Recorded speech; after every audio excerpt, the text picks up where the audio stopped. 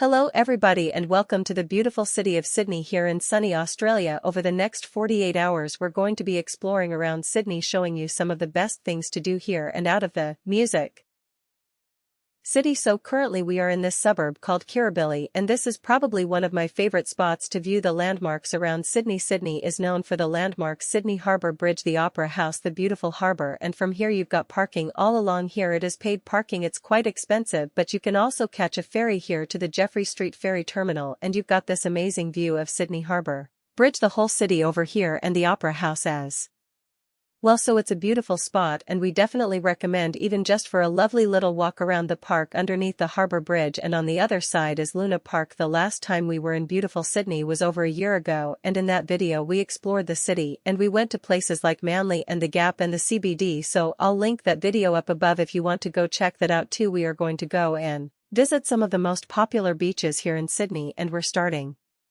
at Bronte Beach. We are actually going to do the coastal walk Bronte to Bondi. A lot of people do it the other way round, but I don't think it really matters. It's a beautiful coastal walk and we have perfect weather, so we're going to get a crack in, but we're going to have to go through the crowds cause we're here on a Sunday in summer, so it's very busy. Music. So Bronte Beach has a great little sea pool down here which you can access, and pretty close by we have showers, toilets as well, which we've just used. The waves are coming in, you can see in the background they're crashing over the pool, crashing into this wall, and I just got splushed. Music. It's really cool, like rock her hair next to the pool. Yeah, oh my god, I can't believe how busy is this. I think there's some sort of event going on with them, maybe the surf club. They have the little nippers teaching them I don't know how to rescue people or something. Already I can see why Bronte Beach is so popular. This beautiful little seal down here, the beach stretches around, but it's quite a nice little cove here, which is quite good for the lifeguards. They can keep an eye on everyone in the water. Very active out there today. We've got helicopters going by looking for sharks. I imagine the lifeguards are out on their little inflatable raft. It's all happening. Oh man, this place is music. Go, pretty epic waves crashing into the rocks down here. I've just realized that we paid for parking to be on the south side of Bronte, but if you come to the north side of Bronte there's a one-way street and it looks like it's free parking there. So if you wanted to do the coastal walk and you wanted to not pay for parking, then I think you could probably park on here. You just got to be lucky to get a park. I didn't realize there was another little beach up to Bronte just around the corner. Fort walk was directly to Bondi. There's just no extra cove in between, but there's a little one here. It's so rough out there. Stay with the swell, so don't think that the ocean is the place to be today. Probably try and find Ocean Pool, Tamarama Park and Beach. We're at from here. The sign said it's 1 kilometer, about a 15-minute walk to Bondi, so it's really not that far from Bronte to Bondi. 25 minutes. We parked at the far end of Bronte though, so maybe a little bit longer, but god, it's busy. Someone we know that lives locally used to live locally. They said that this kind of walk you want to do as early as possible, especially on the weekends like sunrise, and imagine it's beautiful at sunrise cause you get the sun rising up here over the ocean. That'll be gorgeous, but kind of like constantly weaving for people. It's so busy. I guess it's not such a big walk. It's very popular for locals and tourists. Like, don't lose their head. I know I'm holding on to it. We've made it to a viewpoint now. We can see Bondi Beach, but it's so windy up here, hoping it's a little bit more sheltered down on the beach. But there she is, we can see icebergs there, and then Bondi, and I think there is another ocean pool on the other side. Didn't realize Bondi was such a big beach. That's quite large, isn't it? Yeah, it really stretches out. Should we continue? Music. The rocks around here are so dramatic. It's all sandstone, so they've just been carved by the wind, which we're experiencing today, as well as the rain, but really cool shapes. Lots of interesting shapes in the rocks. If you're into rocks, this is a great walk. It looks like we're coming up to the famous Bondi Icebergs Beach Club, which you can actually pay to go in. $10 entry fee for all adults. It's a lap pool, or there's 2 lap pools, one's bigger than the other, but yeah, this is iconic Sydney. I think it's Remain. I love ocean pools. I think they're really cool, but for some reason this one's so famous, but there's so many others around there, especially New South Wales. They love an ocean pool, and I wish there were more in Queensland, but we were in Newcastle recently and they had some amazing ocean pool. They got Merriweather Pool, which is the largest pool in the southern hemisphere. We'll link our video up above if you want to go check that out, because if you're in Sydney it's just 2 hours north to Newcastle, and they have incredible ocean pools. They have the largest and the oldest, but this one is really cool too. I feel like this is more of like a fitness pool because everyone's just doing laps rather than just playing. It seems like kids over there, but to say you got to pay $10 a session and it's already so busy, I just think it's gone massive because of some amazing drone shots. It's really awesome to see this from like an aerial perspective, and they've got this building here which I think you can have lunch at or dinner at. Maybe there's some residences up there as well, so if you wanted to get a bit of more of an aerial perspective you can book and make a reservation at the restaurant up here and enjoy this for a view. Hey, how about that? What a view! Music. So we have made it to the famous Bondi Beach. Is it the most popular beach in all of Australia? I would say so. There's his own TV show that is true.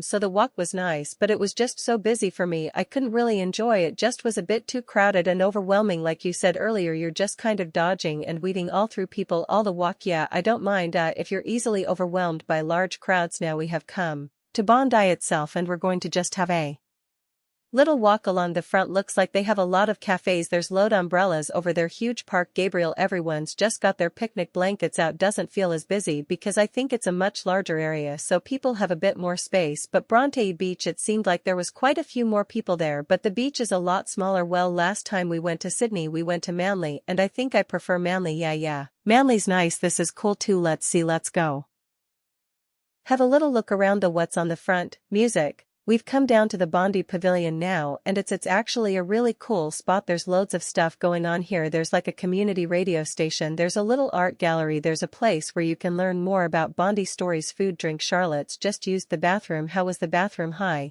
Music. Wow, what a place, so busy as well. I do definitely want to check out the title of the ocean pool. Quite far away. Yeah, we got legs. Let's use them. Music. I'm trying not to lose my head. I think the wind's getting stronger. I don't think we'll be walking back. I think we decided to get Uber back to our car. Otherwise maybe we'll just get a jump. We'll get flown back. Well, we made it all the way up to North Bondi now, and here is where you have the free ocean pools, the ocean baths. There's a lot of seaweed that seems to be washed out. You know, it's the kiddies one, and this is the adults. Okay, so this is the adults pool. This is quite cool actually. It is quite cool, so it's a bit wild today, like no one's in it. I think the wind is kind of deterring a lot of people, but here's the pool. Looks fairly clean. There's a lot of people up on North Bondi just on the hill sunbathing, chilling out. But yeah, I'm glad we can make it all the way up here for once. Okay, the boats are in. We're going to go up into Bondi off the main beach area, and we're going to go to Funky Pie is the name of the shop. Very, very popular espresso bar and another one. There's lots of really nice little espresso bars. Cheers. Maybe the thing is you just got to get off the main beach area. There's some nice places now, and we're only one street back. Happy that I found a place that's really cute and it sells funky pies and juices and mushrooms, like a little breather from the wildness of Bondi. I think I just didn't know what to expect. I just going to be like a busy place, but it was just like full on busy and like backpacker vibes too. Bon appetit. Went for the most British dish we could find here in Bondi. Pie, mashed potato, mashy, pleasing gravy. You're going to like this. This is yummy. I don't think I'd be eating this today in Bondi. Music. So hot takes. You have. What did you just say to me? Corey thinks it's a hot take. I don't think it is. Or saying that now we're back in Bronte. I actually think I prefer Bronte to Bondi. Bondi gets all of the press. Bronte's popular too, but it's a little bit more of a local feel compared to Bondi, which is very touristy and I think backpackery, which is probably why it felt a bit like young and overwhelming. But Bronte is a bit more like just nice little cafes and restaurants. A local spot, still busy, but and I think the ocean pool's awesome here too. Music. Today we have taken a day trip out of Sydney to Sydney's most popular and favorite day trip destination, and it's the Blue Mountains. We're going to be spending the day up here seeing all the highlights, and the first place we have come to is Scenic World. This is the top attraction in the Blue Mountains. It's located in Katuma, the gateway to the Blue Mountains. We are actually driving, so we bought ourselves here and got some tickets online. However, you can also get the train from Sydney to Katuma, or you can join one of the many tours that run daily from Sydney too, and we'll link all the tours below in the description. So we just used our tickets and we got a map with lots of scribbles on, so he told us to go and do the scariest thing first, which is the sky. Wait, that's not what he called it, but I'm calling it. I'm really nervous already this way. I'm so scared. Music. Okay, we are on board, about to depart. Music. Oh look, there's the Three Sisters. Wow, this is so beautiful. We had the most perfect day, so lucky. So we're up here on the canyon rim it feels like, and the views down into the valley below are just so incredible. We can just see cockatoos flying around the treetops. You can also see the other tramway and the railway down below, and just amazing views of the whole canyon all the way around. And then we have this titanic lookout here where Charlotte's taking some pictures of the Three Sisters. Woohoo, so good music. The watchtower lookout, you can't actually see the waterfall, so when you come around to these lookouts at the waterfall you have an amazing view of the skyway, and you can really see how high you are when you're on there. It's a crazy bit of engineering. So they have a cafe and a area here at Scenic World, and the cafe actually has a really lovely view right next to the right cableway. Let's see if we can see it. Wow, look at the ridgeline now. I'm actually a little bit nervous. That cableway looks so steep. You can see, oh here it comes, my goodness, we will be going on that today, as well as the steepest railway, Scenic Railway. Here we come. Got your wristband, sis? Got my wristband. Got a little bit lost there too. Thanks. It's our turn. Music. It's quite leaned back. Yeah, alright, here we go. Oh my god, music. Well, oh my god, holy smokes, this is so steep. This feels unnaturally steep. I think I dropped something. Oh my god, I feel like I'm going to be crying at the front actually like this. I literally think it's good that we went out the front, cause I think that would have been terrifying. Do you think you guys exit? Oh wow. Music, you were on, music. That right, we've come to the Echo Point car park now, cause this is a lookout. We could have accessed this from within Scenic World, but because it's part of the national park we thought we'd just drive up here afterwards. Maybe we should have stayed at Scenic World because the car park here is $12 an hour. They must be making some good coin up here with all the tourists, but the views up here, they look spectacular. We're going to go down and check it all out. Music. I didn't realize there's multiple layers of lookouts here, so we actually got some lookouts underneath. Oh cool, yeah. So the main attraction here at Echo Point is the Three Sisters, and we have some really good lookouts to check them out very close. They used to be, I think they said between 5 and 7, but after millennia of erosion and wind and rain and everything, it's been reduced down to only 3. Next stop for us, Sublime Lookout. Wow, so this is a completely different perspective now. We can look that way. Yeah, that's the Three Sisters. There's the other side. Oh wow, okay, now I see where we thought that was a big drop. Then how sublime. So over there we were kind of like over that little ridge line, weren't we? You can see the town up there. Crazy how people just live up here right on the edge of the cliff. Yeah, their backyard probably just falls off the cliff. It's amazing that this is just 90 minutes from Australia's largest city. Music.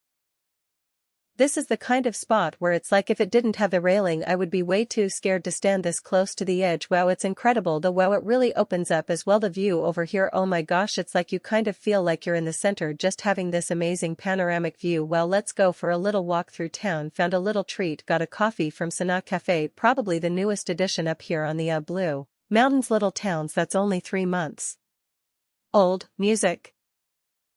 We have come across to the Botanic Gardens here in Sydney, and again this is another beautiful spot to come to for a gorgeous view of the Sydney Harbour. We have the Opera House just there, the Harbour Bridge, and you can walk right down to the water here. It's all splashing up. There's not a lot of coaches pulling up here, people going for little walking tours. There's a huge military boat over there in the harbour, which is pretty cool to see. There's so much action always happening in Sydney Harbour, like helicopters flying across loads of boats, so I was like, wow.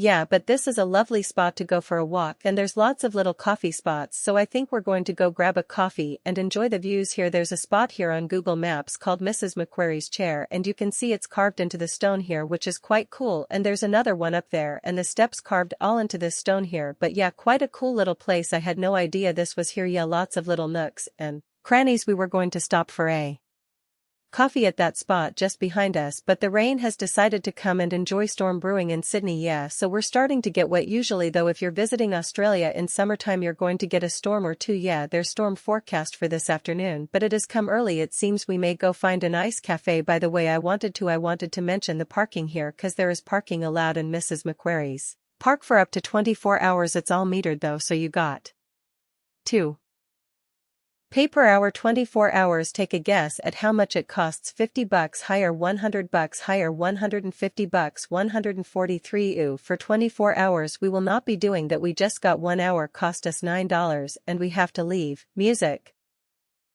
Well, there's only one more thing to do when it's raining, and that is to go and find some food. So we have came across a place called Olay, and it's a lovely little Peter, and they also have some all-day foodie like brunch breakfast menu. We have avocado pesto tomato and plant-based feta on bagels, so we got a ham and cheese toasty and a couple of poppies. I think this whole place is plant-based. We're actually in a circle of glee which we've never been to before, and it seems like it's quite an alternative kind of young student vibe here, so I quite like it. The bagel is super delicious, but it definitely tastes better than it looks. Well, thank you so much for watching our 48 hours in Sydney. Hope that you have found something to do from our little travel guys. If you haven't already, make sure you subscribe, and we'll see you in the next one. Bye. Music.